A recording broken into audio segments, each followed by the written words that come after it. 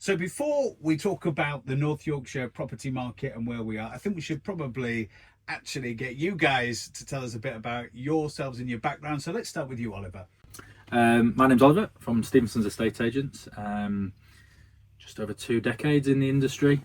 Started out as a 18, 19-year-old fresh out of college. Didn't really know what I wanted to do, but fortunately Elliot and I's father was in the property world in construction, so ended up working for a construction company, big PLC initially, and then saw an advert for a local independent estate agents sales negotiator role in York, and applied for it and somehow managed to get the role. So yeah, my entry was through a family connection, and then realised which part of the industry I wanted to be in, and that was coming up 22 years ago. And Elliot, your route is a little bit different, isn't it? Yeah, I guess the pathway and the route's somewhat different, but the end result's almost identical. Save a few bits and pieces here and there. So yeah, I took a more traditional route, I guess someone might call it, and went to university Sheffield Hallam and studied building surveying for 5 years, as it turned out to be. Got a year in industry halfway through, and ended up staying on there part time and finishing my studies 1 day a week. So that was my pathway in. Ultimately started doing energy performance certificates for my sins in the early years of those in 2012 onwards, and then 2015 secured effectively a graduate position with a local commercial property firm. I was with them for 7 years and did my RICS qualifications and passed in 2017, and then moved over to Stephensons in 2022, I think it was now. So you're here as our commercial property yes, expert, that, yeah. And Oliver very much on the residential side of things, and we've got loads of questions that we want to pick your brains on. But just first of all, on 2 decades in the property market in North Yorkshire, some things will have completely changed and some things won't have changed at all. Absolutely, yeah. I mean, I feel fortunate in a way to have come into the industry just before the emergence of the right moves and the on the markets and the Instagrams of this world. So I would definitely feel fortunate to have been what I would call a traditional agent for the first few years of my life. It probably gave me a good grounding. But starting my first day with my buyers and my vendors in boxes, handwritten, was very different to how it is today. So yeah, I think technology has changed the industry massively. I think in some ways very much for the better, but I still have a big belief in that traditional person to person way of selling. So yeah, there's been some massive changes, but trying to find the marriage between the two. And obviously there's been huge changes in the housing market, but the way we do things changed massively.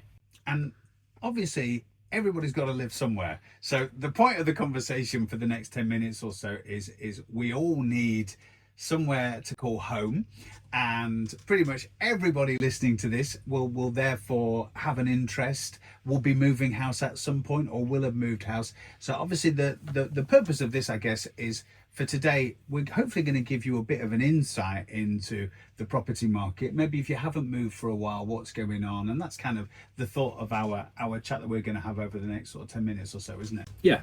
I mean, we've had an interesting 5 or 6 years. I think, we don't need to go too far back to realise what happened in 2020. But, I think up until more recent events in the Middle East, the market's been really quite consistent and strong, I would say, over the last 18 months. So anybody thinking about moving home with the right advice should gain success.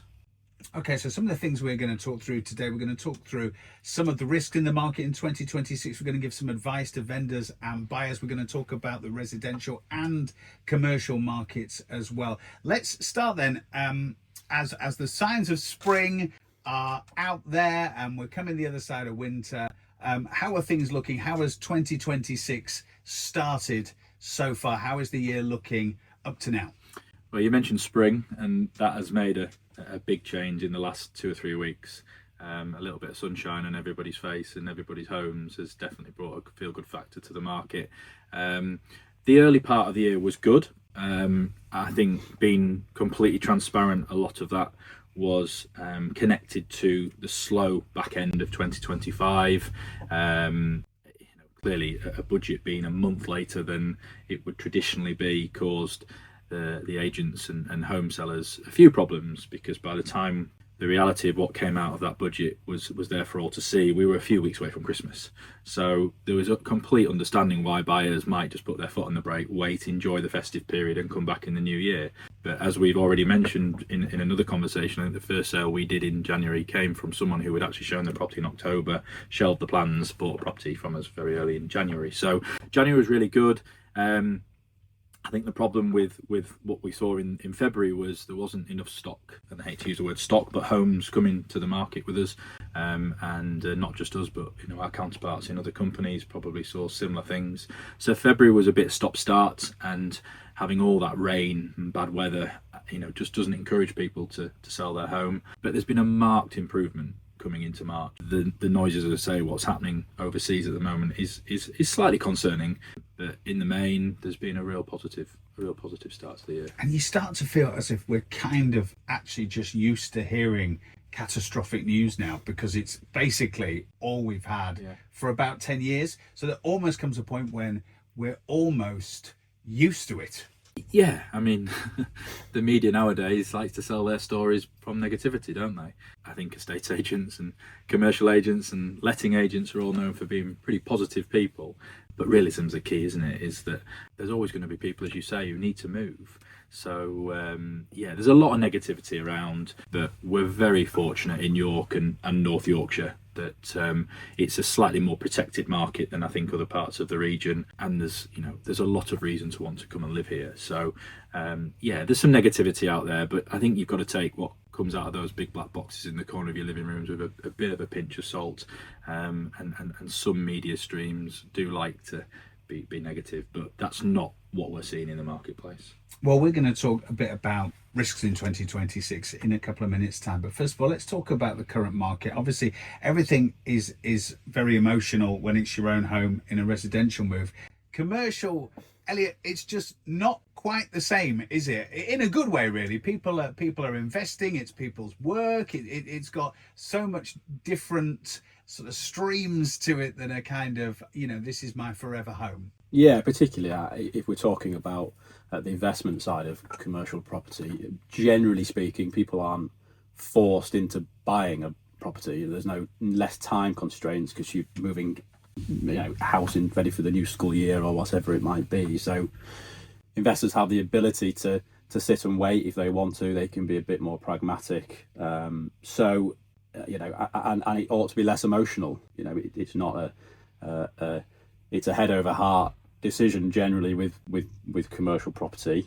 Having said that, people are still people at the end of the day, and if you're feeling a bit more positive due to the weather outside, it's strange, it still does have an impact. So you've got the same sort of thing then in terms of kind of January, February, we're just still in winter, whereas March. I think it's probably less extremes. I think it doesn't bounce up and down quite like the residential market does. It's much more consistent. But as I say, people are still people, and people feeling more positive about life in general, then certainly that can feed into investment decisions, particularly on a local level. If you take a step back and go to your large pension funds and international investors, then of course they take a bit more of a step back approach, and it's very much not emotional. It's pure business decision. But on a local level, you still, individual investors, they're still people at the end of the day. So there still is an element of that, certainly.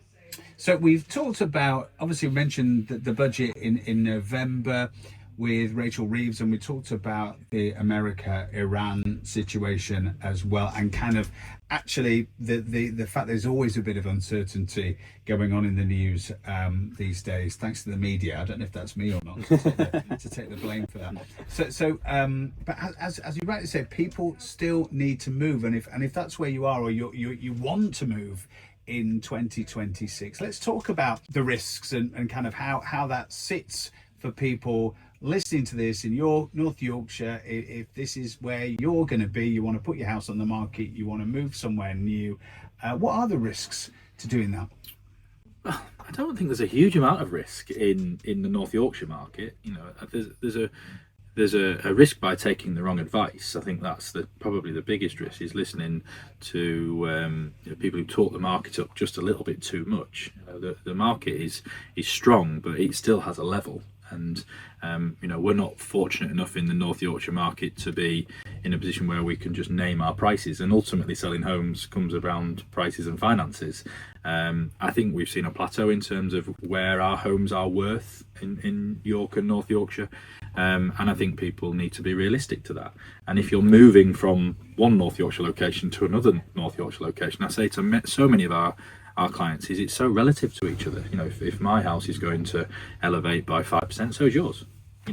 But yours isn't going to go up 5% if the one you're going to buy isn't going to go up by 5%. So I think realism is the key, and that is a risk if you don't take advice from sensible agents. But the market will find its level. Your house will find its level. It's just so important to get it into the market at around the right level. We talked about media, and we talked a little bit about the right moves and the Instagrams of this world. There's so much data out there for people to work out what the real price is. There's plenty of websites that tell you what homes are worth. So whether they're right or not is questionable at times, but the risks are only created by yourself, in my opinion, if you don't take the right advice. And the best advice I can give on that is look at the agents that are trusted, and look at the agents that are selling homes successfully, like your homes. If you see a home that's been on the market in York or North Yorkshire for a considerable period of time, you've got a good chance that it's probably a little bit too much money. I say, whilst we're a bit protected to the rest of the country, we are bulletproof, and ultimately there for me the risks are taking poor advice in the first place with your home. You've sort of answered my next question, really, because the thing from the conversation, realism, you mentioned it several times, and there is a risk of not being in reality, and it can, I guess, be very flattering to get a really high valuation. So really the risk is you go too high. Absolutely. I mean, I've done it long enough to see the pitfalls of the decisions that can be made by people, and I think good agents will take responsibility for that. They will be armed with factual information. They will be prepared to have tough conversations with people, and the best agents for me will be prepared to walk away and say, generally, I feel so strongly about the fact that I think you're going to over egg this asking price that it can't be on my watch. And that's something that we try and educate all our teams on, in terms of when Elliot comes into play in terms of valuations for the banks will be using exactly the same information that we as a company use. And if we can't find any evidence to support the expectation of that client, you've got to be strong enough to have that conversation with somebody. And Elliot, what do you think are the big risks for the market in 2026 for commercial property? I mean, we've already obviously touched on the uncertainty at the very moment in the Middle East. The investors don't like uncertainty, and as I've already alluded to, they have the ability to sit and wait if they want to. They're not forced into making a decision. So I think the biggest risk is that something like that or another event of that nature that comes around and people put the handbrake on. Ultimately, if the Middle East issue continues for any length of time, inflation is likely to be impacted with fuel prices, etc. And if the Bank of England see that, they'll potentially put a pause on any further rate cuts, and that could impact mortgage costs. And for investors, that's a key element to making a decision. I think that's a really important point right now. And that's at the time of recording this, is that we were looking, before the news of the Middle East broke, that we were looking quite hopefully that there was going to be some further drops in interest rates, and further drops in interest rates make borrowing money more affordable. And we were really, as a partnership, really quite positive that would have a good impact on the market moving forward. We've had some, and that's the positive. If we were sat here and we hadn't had any, then I'd be slightly more concerned. But the risk is mainly for those who were probably looking to wait for that next drop and possibly the drop after, to then make it affordable for them to come into the market. And I think if we don't see those rate drops, which is looking quite likely at the moment, that it will just restrict a few people coming into the market. It's unpredictable, isn't Very it? much so. Yeah. Very much so. I think what's probably quite important to sort of understand is that the lenders of this world, they have an expectation of when rate cuts are going to happen and how many will happen across the next couple of years, and that is all very much priced into the products that are available to homeowners, to investors, or whatever it might be. So the problem is if so based on what we expected, there were some rates out there that were available. If that then doesn't happen, that is when they will they will adjust those rates if the rate cuts are delayed or they don't happen for whatever reason. So the Bank of England base rate is very much tied to lending rates, but it's not directly it's a bit more nuanced than that. And you just start to feel the slowdown. You just start to feel suddenly, I think, from my experience, what these uncertain times do is they bring motivated buyers and sellers into the market. Is that you will tend to find that the clients that you're dealing with have factored in, have calculated where they might be, rather than people who are hoping for a positive in the money market or in house prices. But yes, it will certainly slow because those two lots of people together makes a more buoyant market. But from an agent's point of view and from a seller's point of view, I think you tend to find that you're getting a little bit more straight talking from buyers because they're talking the market down rather than talking the market up. So when deals are being done, they're being done based on a more negative position than a more positive position. But ultimately for me, if rates go up, which I don't think they will short term, but they certainly I don't think they'll go down, it is likely to have a little gentle foot on the brake. But for me, that doesn't concern me massively. Well, it's really good to get a snapshot and really good to get a bit of intel from both of you. In our next episode, we're going to be talking about, this is something that people will be really interested in for lots of different reasons, but property as investment. So that includes residential, but also commercial. Elliot, so what kind of things will we be covering, and what kind of things will people get out of listening to our next episode when we chat? Well, I think we're going to try and cover what people's options are, really, commercial, residential, why you might do one rather than the other. Obviously, everybody's position is going to be specific to their own circumstances, but to try and give a range of options for people and what the influences are on those markets. And you'll be able to listen to that at YO1 Radio.co.uk. Oliver, Elliot, thank you so much for your time. Thank you. We'll be really interested in for lots of different reasons, but property as investment. So that includes residential, but also commercial. Elliot, so what kind of things will we be covering, and what kind of things will people get out of listening to our next episode when we chat? Well, I think we're going to try and cover what people's options are, really, commercial, residential, why you might do one rather than the other. Obviously, everybody's position is going to be specific to their own circumstances, but to try and give a range of options for people and what the influences are on those markets. And you'll be able to listen to that at YO1 Radio.co.uk. Oliver, Elliot, thank you so much for your time. Thank you. Thank you.